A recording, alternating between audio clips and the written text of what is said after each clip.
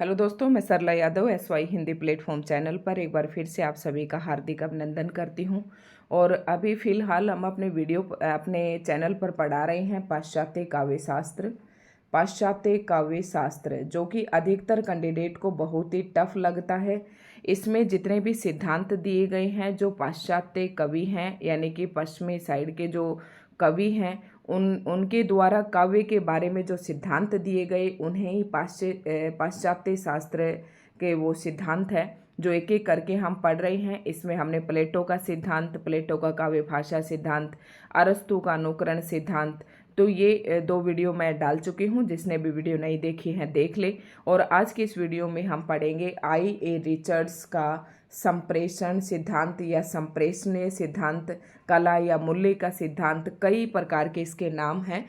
तो ये आज के इस वीडियो में हम पढ़ेंगे और बिल्कुल आसान तरीके से पढ़ेंगे। सब्जेक्टिव तरीके से मैं लेकर इसलिए लाई हूँ ताकि जो ऑब्जेक्टिव टाइप का एग्ज़ाम देने वाले स्टूडेंट हैं वो इसमें से ऑब्जेक्टिव क्वेश्चन बना लेंगे। और जहाँ पर भी ऑब्जेक्टिव क्वेश्चन बनेगा वहाँ पर मैं आपको बताऊंगी कि पॉइंट यहाँ से नोट कर ले, 1 2 3 ऐसे करके, ठीक है। और सब्जेक्टिव पेपर देने वालों के लिए ही मैं डिटेल से लेकर आई हूँ। अब पढ़ाने को तो मैं इसे ऑब्जेक्टिव टाइप से भी पढ़ा सकते थे, लेकिन जब हम कुछ गिने गिनाए पॉइंट्स को पढ़ते हैं यानी कि 5 या 10 पॉइंटों में हम उस टॉपिक को पढ़ते हैं तो वहाँ पर सिर्फ रटने वाली बात हो जाती है, अंडरस्टैंडिंग हमारी नहीं बन पाती है। तो शुरू करते हैं आज के इस वीडियो लेक्चर का और इसमें हम पढ़ेंगे I.A. रिचर्ड्स का संप्रेषण सिद्धांत। जैसे कि आगे दिया हुआ है, ये सिद्धांत का नाम है संप्रेषणीयता सिद्धांत, ठीक है। शुरुआत करते हैं। और अभी तक जो मैंने सिद्धांत डाले हैं उनकी वीडियो आपने नहीं देखी है तो आप देख लें। हमारे चैनल पर UGC नेट और अन्य प्रतियोगी परीक्षाओं की तैयारी कर रहे कैंडिडेट्स के लिए या स्टूडेंट्स के लिए यहाँ पर हिंदी साहित्य बिल्कुल निःशुल्क करवाया जाएगा। तो जो चैनल से जुड़ना चाहें वो चैनल से जुड़ सकते हैं और चैनल को सब्सक्राइब कर सकते हैं, बेल आइकन पर प्रेस कर लें ताकि हर एक नोटिफिकेशन आप तक पहुँच सके। तो आज की इस वीडियो लेक्चर की शुरुआत करते हैं। I.A. रिचर्ड्स ये पाश्चात्य जो हैं कवि हैं और काव्य शास्त्र यानी कि काव्य से संबंधित, काव्य मतलब कविता, कविता से संबंधित काव्य शास्त्र को पहले देख लेते हैं। शास्त्र में सिद्धांत होते हैं और काव्य शास्त्र मतलब काव्य के जो सिद्धांत दिए अलग अलग कवियों ने वो हम यहाँ पर पढ़ रहे हैं। तो I.A. रिचर्ड्स का क्या कहते हैं, सबसे पहले आप इनके जन्म तिथि को भी नोट्स कर लें, क्योंकि अभी मैंने आपको बताया था सबसे पहला स्थान था प्लेटो, उसके बाद था अरस्तु, ठीक है, अरस्तु, और अरस्तु से भी पहले था इनका, ये दोनों मैंने अभी तक ये 2 ही पढ़ाई हैं। और जितने भी ये पाश्चात्य कवि हैं इनकी सभी की रचनाएं और इनका जन्म स्थान, क्योंकि एक प्रश्न मुझे याद है कि जब मैंने UGC नेट का एग्ज़ाम दिया था ये तो इनको क्रम से लगाना आया था। जितने भी पाश्चात्य शास्त्र के कवि हैं इनके नाम जो है जन्म तिथि के हिसाब से क्रम में लगाने आए थे। तो ये मैं आपको एक वीडियो में अलग से करवा दूंगी। तो आज की इस वीडियो में हम पढ़ेंगे I.A. रिचर्ड्स का संप्रेषण सिद्धांत और अविलंब हम इस वीडियो लेक्चर को शुरुआत करते हैं। आधुनिक युग के पाश्चात्य समीक्षकों में I.A. रिचर्ड्स का महत्वपूर्ण स्थान है। तो ये नोट कर लेना है। जन्म 1893 और मृत्यु 1979 में। इनका जन्म 1893 ईस्वी में इंग्लैंड में हुआ था। वे अर्थशास्त्र जिसे इकोनॉमिक्स कहते हैं एवं मनोविज्ञान अर्थात साइकोलॉजी के विद्यार्थी रहे तथा हार्वर्ड विश्वविद्यालय में अंग्रेजी के प्रोफेसर रहे, ठीक है। तो हाँ, I.A.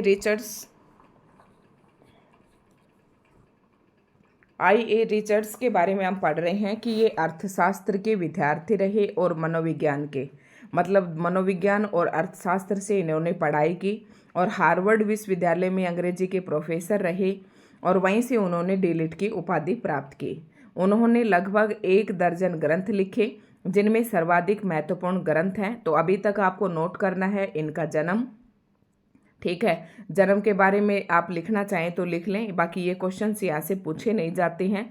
फिर भी हो सकता है मैंने सारे एग्जाम थोड़ी ना देख रखे हैं, तो हो सकता है कहीं से पूछ भी ले, तो छोटे छोटे एक एक लाइन के आप यहाँ से नोट्स बना लें। और इन्होंने लगभग 1 दर्जन से भी अधिक ग्रंथ लिखे और सर्वाधिक महत्वपूर्ण जो ग्रंथ है वो है प्रिंसिपल ऑफ लिटरेरी क्रिटिसिज्म। अर्थात साहित्य समीक्षा के सिद्धांत, ये इनका नाम है। इनके द्वारा लिखे गए सबसे महत्वपूर्ण जो इनका ग्रंथ है उसको इंग्लिश में कहेंगे तो प्रिंसिपल ऑफ लिटरेरी क्रिटिसिज्म, और अगर हिंदी में बात करें इसी ग्रंथ की तो साहित्य समीक्षा के सिद्धांत। ठीक है। रिचर्ड्स ने मनोविज्ञान का आधार लेकर काव्य संबंधी 2 उल्लेखनीय सिद्धांत दिए। अब यहाँ से आपको ध्यान रखना है कि रिचर्ड्स ने मनोविज्ञान के आधार पर काव्य संबंधी कितने सिद्धांत दिए, तो कितने सिद्धांत दिए? 2 सिद्धांत दिए। नंबर 1 कला या कला का मूल्यवादी सिद्धांत, या मूल्य सिद्धांत कहें या संप्रेषण का सिद्धांत कहें, तो ये दोनों आपको ध्यान रखने हैं। अगर ये नाम दे दे कला का मूल्यवादी सिद्धांत या मूल्य सिद्धांत तो भी आइए रिचर्ड्स का है, और संप्रेषण का सिद्धांत कहे तो भी आइए रिचर्ड्स का है। तो ये अभी तक उनके जन्म वगैरह के बारे में था, और हम ये अब देखेंगे कि संप्रेषणीयता होती क्या है, संप्रेषण का सिद्धांत होता क्या है। संप्रेषण मतलब संप्रेषण जब आपने संचार पढ़ा होगा या जनसंचार पढ़ा होगा तो संप्रेषण शब्द आपने जरूर पढ़ा होगा। मतलब विचारों को संप्रेषित करना, एक स्थान से दूसरे स्थान पर विचारों को भेजना, ये क्या कहलाता है? संप्रेषण कहलाता है। तो रिचर्ड्स के सिद्धांत में संप्रेषण क्या है उसे हम पॉइंट टू पॉइंट करके देखेंगे। रिचर्ड्स का काव्य संबंधी दूसरा महत्वपूर्ण सिद्धांत संप्रेषणीयता का सिद्धांत है, और यही सिद्धांत आपके सिलेबस में भी है। प्रेषणीयता को स्पष्ट करते हुए रिचर्ड्स कहता है, तो प्रेषण का मतलब, इसका मतलब क्या है ये देखते हैं। All that occur is that under certain conditions separate minds have closely similar experience. क्या कह रहा है कि देखिए, all that occurs is that under certain conditions, कुछ कंडीशंस के अंदर, एक सेम कंडीशन के अंदर जो कुछ घटित होता है वो मतलब separate minds have closely similar experience. जैसे कि यहाँ पर कोई घटना घटित हो रही है, संप्रेषण समझना यहाँ पर कि यहाँ पर कोई घटना घटित हो रही है, एक आदमी यहाँ खड़ा है और एक बंदा यहाँ खड़ा है। ठीक है। तो इस घटना को देखकर इसके माइंड में जो विचार आया और इसके माइंड में जो विचार आया वो सिमिलर होंगे, मतलब वो एक जैसे होंगे। यही संप्रेषण है आई.ए. रिचर्ड्स के अनुसार। ठीक है। हिंदी में देख लेते हैं इसका। अर्थात प्रेषणीयता में जो कुछ होता है वह यह है कि कुछ विशेष परिस्थितियों में विभिन्न मस्तिष्क प्राय एक जैसी अनुभूति प्राप्त करते हैं। मतलब कुछ विशेष परिस्थितियां होती हैं, मान लो कोई भी विशेष परिस्थिति है, जैसे कि आपके सामने कोई घटना घटित हो रही है, कोई किसी को मार रहा है, पीट रहा है, या कोई किसी प्रकार का काव्य पढ़ रहा है, या कोई किसी प्रकार का नाटक देख रहा है, तो उसमें क्या है, जैसे कि विशेष परिस्थिति तो ये होगी जो मैंने आपको बताया। उन विभिन्न परिस्थितियों में अब उनको देखने वाले विभिन्न मस्तिष्क हैं, मतलब अलग अलग लोग देख रहे हैं, उनके अलग अलग मस्तिष्क हैं, लेकिन उनकी जो अनुभूति प्राप्त करते हैं वो प्राय एक जैसी होती है। तो आई होप आप अच्छे से समझ रहे होंगे। अगर आपको समझ में आ रहा है तो चैनल को सब्सक्राइब करें, वीडियो को लाइक एंड शेयर करें।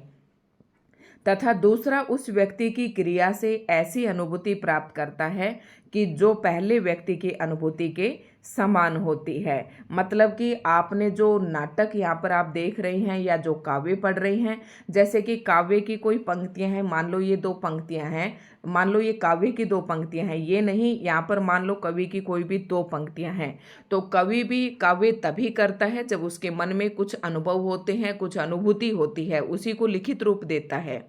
ठीक है। तो कवि ने जो अनुभूति लिखी उसी को पढ़ने वाले के मन में भी, पाठक के मन में भी या श्रोता के मन में भी अगर वही अनुभूति जागृत होती है तो वो क्या कहलाता है? प्रेषणीयता कहलाता है। तो आई होप आप अच्छे से समझ गए होंगे। तथा दूसरा, उस व्यक्ति की क्रिया से ऐसी अनुभूति प्राप्त करता है कि जो पहले व्यक्ति की अनुभूति के समान होती है, तो उसे प्रेषणीयता कहते हैं। दूसरे शब्दों में किसी अन्य की अनुभूति को अनुभूत करना ही प्रेषणीयता कहलाती है। देखना ये बात कितनी अच्छी कही है कि किसी अन्य की अनुभूति, अब किसी अन्य की अनुभूति काव्य में हम कवि की अनुभूति मान लेते हैं, मतलब कवि जो कुछ भी रचना कर रहा है उसकी अनुभूति को अनुभूत करना ही क्या कहलाता है? प्रेषणीयता कहलाता है। अब देखना और भी अच्छे से आपको समझ में आएगा। अभी हम यही पढ़ रहे हैं कि संप्रेषण सिद्धांत होता क्या है, उसके बाद हम पढ़ेंगे कि संप्रेषण सिद्धांत का महत्व क्या है और इसकी प्रक्रिया क्या है कि किस प्रकार से संप्रेषण होता है। ठीक है। ये सारा बारी बारी करके पढ़ेंगे। तो कवि या कलाकार या सर्जक कवि आप जानते हैं, कलाकार भी आप जानते हैं, और सर्जक कौन होता है? जो रचना कर रहा है वह। मतलब कवि, कलाकार या सर्जक की अनुभूतियों का भावक द्वारा अनुभव किया जाना ही संप्रेषण है।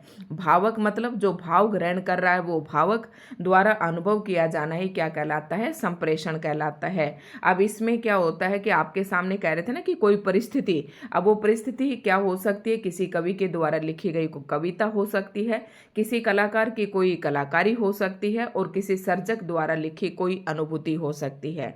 ठीक है, उसको भावक के द्वारा अनुभव करना ही क्या कहलाता है? संप्रेषण कहलाता है।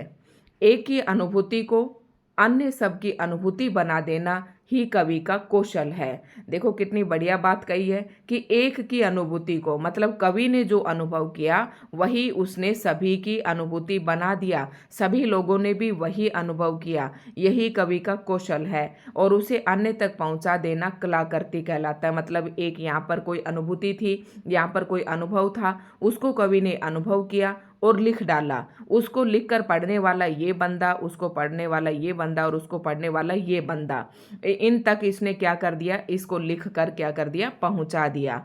तो इस कला ये, और सेम जो इसने अनुभव किया था वो इन्होंने अनुभव किया, यही क्या कहलाता है? आपकी प्रेषणीयता।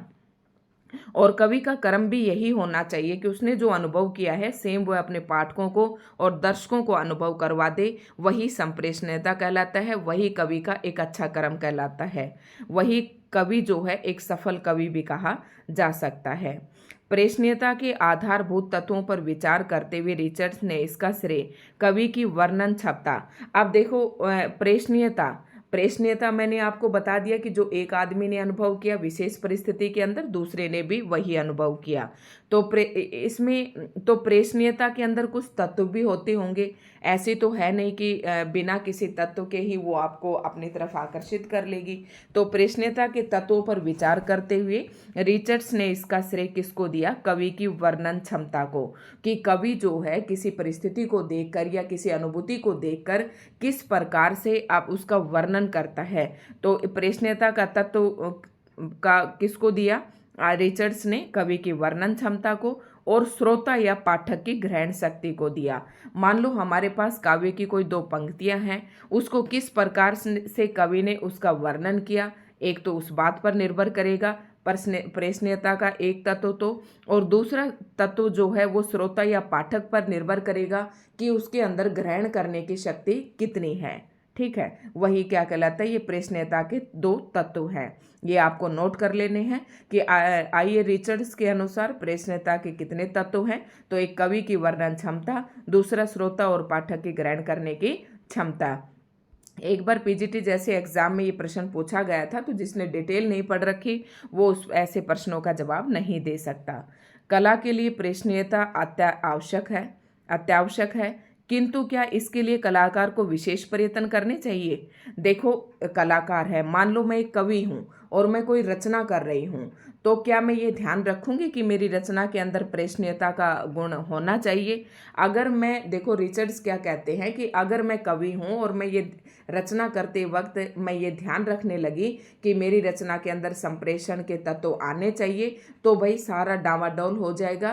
तो रिचर्ड्स कहते हैं कि कवि को लिखते वक्त इस बात का कदापि ध्यान नहीं रखना चाहिए, जो वो अनुभव कर रहा है वो उसे लिखते चले जाना चाहिए। अगर वो संप्रेषण या प्रेषणीयता की तरफ ध्यान देने लग गया तो वास्तव में जो वो भाव प्रकट करना चाहता है वो भाव प्रकट नहीं कर पाएगा कवि। ठीक है, तो इसने आसान शब्दों में मैंने आपको ये बता दिया है। किंतु क्या इसके लिए कलाकार को विशेष प्रयत्न करने चाहिए? यदि कलाकार स्वयं अपनी रचना को प्रेषणीय बनाने के लिए प्रयत्न करने लगेगा तो संभव है कि उसकी रचना में कृत्रिमता आ जाए। इसलिए रिचर्ड्स ये एक प्राकृतिक होता है और एक कृत्रिम होता है। प्राकृतिक मतलब कवि अगर इस तरीके का ध्यान नहीं देगा तो उससे जो चीज़ बनेगी वो बिल्कुल प्राकृतिक बनेगी, और एक दूसरी अगर वो सोच विचार कर कोई काम करेगा तो उसमें कृत्रिमता आ जाएगी। इसलिए रिचर्ड्स ये मानता है कि कला में प्रेषणीयता आवश्यक है, किंतु कलाकार को इसके लिए विशेष प्रयत्न नहीं करना चाहिए। कलाकार जितना सहज स्वाभाविक रूप में अपना कार्य करेगा उसकी अनुभूतियां उतनी ही संप्रेषणीय बनेगी। आप समझ गए होंगे यहाँ पर। ठीक है। जैसे क्या होता है कि कई बार एक आपने कविता पढ़ी होगी, कुंवर नारायण की भाषा के चक्कर में कविता जो है वो बुरी तरीके से फंस जाती है। तो या भाषा कहें या संप्रेषण की तरफ हम ध्यान देते हैं या अन्य किसी और तत्वों पे ध्यान देते हैं कि हमारी कविता के अंदर ये होना चाहिए, वो होना चाहिए, तो कवि जो है ना अपनी सहज अनुभूति नहीं कर पाएगा। तो कवि कह रहे यहाँ पर आइए रिचर्ड्स कहते हैं अपने सिद्धांत में कि कवि को अनावश्यक प्रयत्न नहीं करना चाहिए, सहज और सरल अनुभूति से अपना अपना कवि कर्म करना चाहिए ताकि उसमें संप्रेषणीयता बनी रहे। आगे आता है संप्रेषण सिद्धांत हम पढ़ रहे हैं। संप्रेषण तभी संपूर्णता से होता है जब विषय रोचक एवं रमणीय होता है। मतलब अब आपने कोई टॉपिक कवि ने ऐसा ले लिया, अगर उसकी जिस पर वो लिख रहा है, मतलब वो जो टॉपिक है उसका या जो विषय है वो रोचक होना चाहिए और रमणीय होना चाहिए। कवि जब तक स्वयं अपनी अनुभूतियों के साथ एक रस नहीं हो जाता तब तक वे अनुभूतियां संप्रेषणीयता का गुण ग्रहण नहीं कर सकती। संप्रेषण वास्तविक व्यापार है, उसके लिए कलाकार को न तो सजग रहने की आवश्यकता है न प्रयत्न करने की। देखो आइए रिचर्ड्स के अनुसार जो कवि कर्म करता है उसके जो विषय है कवि का वो रोचक होना चाहिए और रमणीय होना चाहिए। और कवि जब तक स्वयं अपनी अनुभूतियों के साथ एक रस नहीं हो जाता तो तब तक वे अनुभूतियां संप्रेषणीयता का गुण ग्रहण नहीं कर सकती। तो इसमें कवि ये कह रहा है कि संप्रेषणशीलता को लेकर कवि को ज़्यादा सजग रहने की जरूरत नहीं है और न ही संप्रेषणता के लिए कोई खास प्रयत्न करने की जरूरत नहीं है। संप्रेषण के लिए प्रयत्न करने पर कला में कृत्रिमता का समावेश हो जाता है। निश्चय ही संप्रेषणता के लिए कवि प्रतिभा अज्ञात रूप से स्वतः कार्य करती है। मतलब कवि के अंदर अब इन्होंने प्रतिभा को महत्व दिया है। कवि कह रहा है कि उसे कोई प्रयत्न नहीं करना, मतलब आइए रिचर्ड्स कहते हैं कि कवि को अपने काव्य करते वक्त कुछ विशेष अलग प्रकार से प्रयत्न नहीं करने चाहिए, क्योंकि कवि के अंदर जो प्रतिभा है अज्ञात रूप से उसके अंदर जो प्रतिभा छिपी हुई है वो स्वयं अपना कार्य कर देगी। क्योंकि अनुभूतियों का सहज प्रस्तुतिकरण उस प्रभाव दशा का निर्माण कर देता है जो कवि ने अनुभव की थी। इससे संप्रेषणीयता में पूर्णता का विधान होता है। तो मैंने बहुत ही आसान शब्दों में आपको समझाया। तो ये था संप्रेषण का सिद्धांत। अब शॉर्ट में आपको बोलकर बता देती हूँ कि जो प्रेषणीयता होती है या संप्रेषण होता है उसके लिए कवि के अंदर कवि को कोई विशेष प्रयत्न नहीं करना चाहिए। अगर कवि अपनी तरफ से कोई विशेष प्रयत्न करेगा संप्रेषण के लिए तो उसमें कृत्रिमता आ जाएगी और जो वास्तविक भाव है या जो अनुभूति है उससे कवि दूर चला जाएगा। दूसरे पॉइंट पर आइए रिचर्ड्स कहते हैं कि कवि को विशेष प्रयत्न नहीं करना चाहिए क्योंकि कवि के अंदर अज्ञात रूप से प्रतिभा विराजमान रहती है और वो प्रतिभा स्वतः ही अपना काम कर देती है। संप्रेषणशीलता का मतलब अपने आप उसके अंदर क्या आ जाता है, संप्रेषण आ जाता है। अब हम पढ़ेंगे संप्रेषण और काव्य भाषा। ठीक है, काव्य में संप्रेषण का प्रमुख माध्यम भाषा है। मतलब संप्रेषण करने के लिए हम किसका प्रयोग करेंगे, भाषा का प्रयोग करेंगे, जिसका प्रयोग अर्थ को सूचित करने के लिए होता है।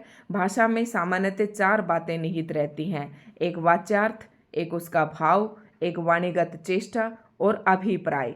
ठीक है, वाच्यार्थ, ठीक है, सेंस, ठीक है, भाव, फीलिंग्स, मतलब कवि क्या कहना चाह रहा है, फिर उसका भाव, फीलिंग, ठीक है, वाणी की चेष्टा मतलब किस प्रकार से उसको प्रकट कर रहा है और उसका अभिप्राय क्या है कवि का। तो भाषा के अंतर्गत कवि के काव्य में जो है ये 4 बातें विराजमान रहती हैं और भाषा से सामान्यतः उपयुक्त चारों प्रकार के अर्थ सूचित होते हैं। कह रहा कि कवि के, अब देखो एक मैं ही मान ले कवि हूँ, मेरे मन में कोई सेंसेस तो हैं ही और कोई फीलिंग्स भी है किसी चीज़ को लेकर और मैं उस चीज़ को अपनी वाणी से बोल भी रही हूँ और मुझे उसका अभिप्राय भी पता है। लेकिन जब तक मेरे पास भाषा नहीं है ये चारों बातें कहने में मैं असमर्थ हूँ। तो कवि आइए रिचर्ड्स कहना चाहते हैं कि काव्य के लिए भाषा बहुत ही जरूरी है। बिना भाषा के हम उसको लिखित जो रूप है नहीं दे सकते। भाषा से सामान्यतः उपयुक्त चारों प्रकार के अर्थ सूचित होते हैं, किंतु विषय एवं परिस्थिति के भेद से इनका अनुपात बदलता रहता है। विज्ञान में वाच्यार्थ का अधिक महत्व होगा तो काव्य में भाव को अधिक महत्व मिलेगा। ठीक है, ये काव्य में तो भाव का महत्व होता ही होता है। कविता विचारों की अभिव्यक्ति के लिए नहीं अपितु भावों के प्रभाव के लिए होती है। देखो जो विचारों की अभिव्यक्ति होती है ना, आपने गद्य और पद्य दो रचनाएं पढ़ी होंगी। तो पद्य के अंदर मैं कई बार बताती हूँ कि उसमें भावों की प्रधानता होती है और गद्य जो होती हैं उसमें विचारों की प्रधानता होती है। अगर आपने विचार ले लिए तो वो पद्य रहेगा ही नहीं, वो काव्य भाषा रहेगी ही नहीं। ठीक है, तो उसमें पद्य के अंदर भावों की प्रधानता रहती है। काव्य में व्यक्त विचार भाव और दृष्टिकोण के निमित्त होते हैं। शब्द के विभिन्न प्रभाव उसके प्रयोग वैशिष्ट्य पर निर्भर होते हैं और लय की स्थिति इसी पर निर्भर करती है। तो ये आप देख लेना, ज़्यादा सारी लाइनें आपको पढ़ने की जरूरत नहीं है, जो मेन बात है वो मैं आपको बता रही हूँ। तो अभी हम पढ़ रहे हैं संप्रेषण और काव्य भाषा। तो काव्य भाषा के अंतर्गत ये चार चीज़ें काव्य के अंदर होती हैं, जैसे कि मैंने अभी बताया, वाच्यार्थ, भाव, वाणी की चेष्टा और अभिप्राय। ये सारे जो हैं अगर भाषा के द्वारा ही इनके अर्थ को हम प्रकट कर सकते हैं तो काव्य के लिए भाषा बहुत ही अनिवार्य है। अब अर्थ और भाव के पारस्परिक संबंध को स्पष्ट करते हुए रिचर्ड्स ने इसके 3 रूप स्वीकार किए हैं। नंबर 1, अर्थ और भाव का संबंध होता है।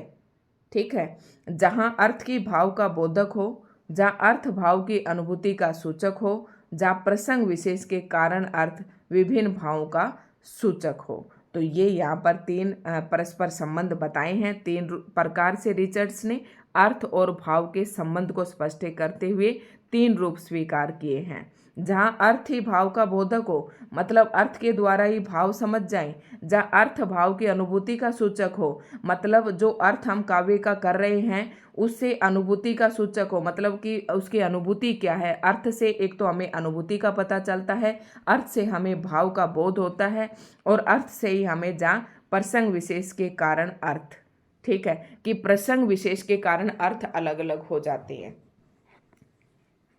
विभिन्न भावों का सूचक हो। अब ये तो हमने पढ़ा काव्य भाषा और संप्रेषण, और अब हम देखते हैं काव्य आस्वादन की प्रक्रिया द्वारा। काव्य आस्वादन मतलब काव्य का स्वाद लेना, काव्य के अंदर आनंद ग्रहण करना, रस अनुभव करना। तो उसकी क्या प्रक्रिया द्वारा, ये पढ़ेंगे हम। काव्य स्वादन की प्रक्रिया द्वारा काव्य प्रेषण की प्रक्रिया का विश्लेषण करते हुए रिचर्ड्स ने 6 भागों में विभक्त किया है। नंबर 1, काव्य प्रेषण की प्रक्रिया का विश्लेषण, कि काव्य की प्रक्रिया क्या है उसका विश्लेषण करते हुए रिचर्ड्स ने 6 भागों में विभक्त किया है उस प्रक्रिया को। नंबर 1 देखना, अब आप कितने आसान शब्दों से इसे समझ जाएंगे। नंबर 1, मुद्रित शब्दों का नेत्रों के माध्यम से ग्रहण करना। मुद्रित शब्द मतलब जो शब्द आपके सामने मुद्रित अवस्था में है उसका नेत्रों के माध्यम से ग्रहण करना। इसका मतलब कि जो कुछ आपके सामने है उसको आप नेत्रों के माध्यम से ही तो ग्रहण करते हैं। जब तक आप देखेंगे ही नहीं तो ठीक है, तो आप उसके ऊपर रचना कैसे करेंगे?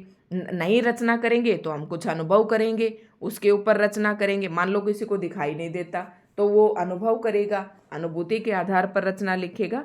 तो सबसे पहला पॉइंट क्या है? मुद्रित शब्दों का नेत्रों के माध्यम से ग्रहण करना। फिर नेत्रों द्वारा संवेदनाओं से संबंधित बिंबों का ग्रहण करना।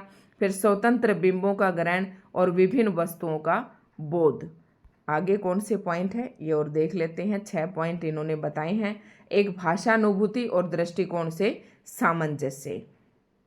अब देखते हैं सर्वप्रथम काव्य के पठन से अक्षरों। देखो सबसे पहले मान लो एक काव्य की 4-5 पंक्तियां हैं, इनको हम पढ़ेंगे। सबसे पहले काव्य को पढ़ेंगे, ठीक है। पठन से अक्षरों, उनकी स्पष्टता, शुद्धता आदि का बोध होता है। तत्पश्चात उन अक्षरों से पाठक के मन में बिंब बनने प्रारंभ हो जाते हैं। जैसे कि एक चिड़िया चुग गई खेत। मान लो मैंने ये पंक्ति 2 पंक्तियां यहाँ पर लिखी हुई है। जैसे कि चिड़िया चुग गई खेत, मान लो मैंने ये लिख दिया चिड़िया चुग गई खेत, मैंने ये 2 पंक्तियां लिख दी यहाँ पर काव्य की। तो काव्य के पठन से अक्षर, पहले तो आप अक्षर पढ़ रही हैं, उनकी स्पष्टता देखी जाएगी कि स्पष्ट है या नहीं, शुद्ध रूप से लिखे हुए होने चाहिए और आदि का बोध होना चाहिए इसके अंदर। कि पहली बात तो ये जो पंक्तियां मैंने लिखी ये शुद्ध होनी चाहिए, भाव की इसके अंदर स्पष्टता होनी चाहिए। तत्पश्चात उन अक्षरों से पाठक के मन में बिंब बनने प्रारंभ हो जाते हैं। अब चिड़िया चुग गई खेत, ये लाइन पढ़ते ही आपके दिमाग में एक बिंब बन रहा है कि ऐसे कोई दाना पड़ा था और चिड़िया फर से उसको उठाकर उड़ गई। तो ये होते हैं बिंब, ठीक है। रिचर्ड्स ने यह भी बताया कि किसी कविता को पढ़कर दो पाठकों के मन में एक जैसे ही बिंब उत्पन्न नहीं होंगे। संभव है सभी पाठकों के मन में अलग अलग बिंब बनेंगे। देखो बिंब अलग अलग बताए हैं इन्होंने, ठीक है, वो भाव एक जैसा ही था संप्रेषण में। अतः काव्य में मूर्त विधान का बहुत अधिक महत्व नहीं। डॉक्टर रिचर्ड्स के अनुसार मूर्त विधान जने अनुभूति से भी अधिक महत्वपूर्ण भाव तत्व है। ये सब आप रहने दीजिए, मैं आपको बिल्कुल आसान तरीके वाला आपको बताती हूँ। शब्दों के अर्थबोध एवं बिंब ग्रहण से हमें काव्यार्थ का बोध होता है। देखो शब्दों के अर्थबोध, अब शब्द शक्ति आपने पढ़ी होगी, अभिधा, लक्षणा और व्यंजना। तो क्या होता है कि शब्दों के अर्थबोध एवं बिंब ग्रहण से ही हमें काव्यार्थ का क्या होता है, काव्य का अर्थ आपको समझ में आता है। किससे? शब्दों के अर्थ समझने से और बिंब ग्रहण करने से आपको काव्य का अर्थ बोध होता है।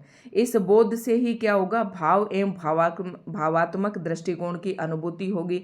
फिर क्या होगा, अगर आपने चिड़िया चुग गई खेत, ये एक लाइन थी, उसका आपने अर्थ बोध किया कि चिड़िया दाना उठाकर ले गई, आपके मन में एक बिंब बना और आपने काव्य के अर्थ का बोध कर लिया। काव्य का अर्थ बोध करते ही आपके मन में भावों की अनुभूति होने लग गई। ठीक है, इसलिए भावों का कला संबंधी अनुभूति में सर्वाधिक महत्व है। भाई काव्य जहाँ भी है ना, वहाँ भाव आप पीछे छोड़ ही नहीं सकते। दृष्टिकोणों का प्रयोग यहाँ भावना के अर्थ में किया गया है, जिसे भारतीय रस सिद्धांत में स्थायी भाव कहा गया है। डॉक्टर गणपति चंद्र गुप्त के अनुसार इमोशन और एटीट्यूड के बीच रिचर्ड्स ने वही संबंध माना है जो संचारी और स्थायी भाव के मध्य होता है। तो ये भाव आपने पढ़े होंगे, स्थायी भावों की 9 संख्या होती है, काम, क्रोध, लोभ, हास्य, ये सब।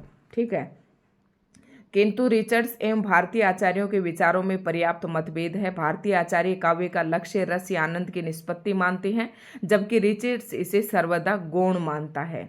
रिचर्ड्स काव्य अनुभूति में भावोद्दीप्ति को लक्ष्य मानते हुए उसका उद्देश्य हमारे, ये रहने दें आप। अब ये पढ़ते हैं कि संप्रेषण, देखो अगर आप सारा भी लिखते हैं तो बहुत ज़्यादा हो जाता है, हर चीज़ को आपके लिए पढ़ना जरूरी नहीं है। ये मैंने दिखा तो इसलिए दिया कि आप जब बीच में से कोई अक्षर छोड़ देते हैं तो अर्थ ग्रहण करने में हमें दिक्कत आती है। अब संप्रेषण के सिद्धांत का महत्व क्या है, ये आपको देखना है। रिचर्ड्स काव्य का मूल्यांकन रागात्मक आधार पर करते हैं और पाठकों के मन पर पड़े प्रभाव से उसे आंकते हैं। मतलब कि पाठकों के मन में किसी भी काव्य को पढ़कर क्या प्रभाव पड़ा। रस सिद्धांत में स्थायी भाव की सत्ता नंबर एक एक करके देखते हैं कि इसका महत्व क्या है। मतलब संप्रेषण सिद्धांत का महत्व, रिचर्ड्स काव्य का जो मूल्यांकन करते हैं वो रागात्मक आधार पर करते हैं। नंबर 1 मतलब पाठकों के मन पर पड़े प्रभाव से उसे आंकते हैं कि पाठक के मन में क्या प्रभाव पड़ा। ये संप्रेषण का सिद्धांत का पहला पॉइंट है कि पाठक के मन पर क्या प्रभाव पड़ा काव्य का। दूसरा क्या मानते हैं, रस सिद्धांत में स्थायी भाव की सत्ता वासना रूप में विद्यमान भावों के रूप में की गई है। हाँ, ये क्या हुआ दूसरा, कि रस सिद्धांत में स्थायी जो भाव होते हैं, जो स्थायी भाव होते हैं, काम, क्रोध, ना वो रस कौन कौन से होते हैं, रस हास्य रस, करुण रस, निर्वेद, ये सारे, रौद्र, वीर रस, श्रृंगार रस। तो ये जो रस होते हैं ना, मूल स्थायी रस जो 9 होते हैं, ये हर मनुष्य के अंदर मतलब वासना के रूप में विद्यमान रहते हैं। जबकि रिचर्ड्स ये कहता है कि आदिम आवेगों की सत्ता को स्वीकार करता है, मतलब ये भी स्वीकार करता है इनको। और रस सिद्धांत में जहाँ भिन्न भिन्न रसों की चर्चा की गई है, वहीं रिचर्ड्स ने विरोधी आवेगों को स्वीकार किया है। जैसे भाई विरोधी, एक तो हंसना और एक दूसरा रोना, तो ये दोनों विरोधी हैं एक दूसरे का, और इन्होंने इसे भी स्वीकार किया है। भिन्न रस सिद्धांत में जब भिन्न भिन्न रसों की चर्चा की गई है, वहीं रिचर्ड्स ने विरोधी आवेगों को स्वीकार किया है। ठीक है, रिचर्ड्स का संप्रेषण सिद्धांत भारतीय काव्य शास्त्र में वर्णित साधारणीकरण के समीप है। साधारणीकरण का सिद्धांत जो भट्टनायक ने दिया था, मैंने ये बहुत ही अच्छे तरीके से पढ़ा रखा है। भट्टनायक का मतलब क्या है, साधारणीकरण क्या है कि अपने पराये, अपना ममत्व परत्व से दूर हटकर मनुष्य को जब कुछ साधारण लगने लगता है, सामान्य प्रतीत होने लगता है, तो वो साधारणीकरण कहलाता है। और रिचर्ड्स का जो संप्रेषण सिद्धांत है, ये भी साधारणीकरण के समीप है। अगर आपने साधारणीकरण नहीं देखा है तो आप वीडियो चैनल पर जाकर देख सकते हैं।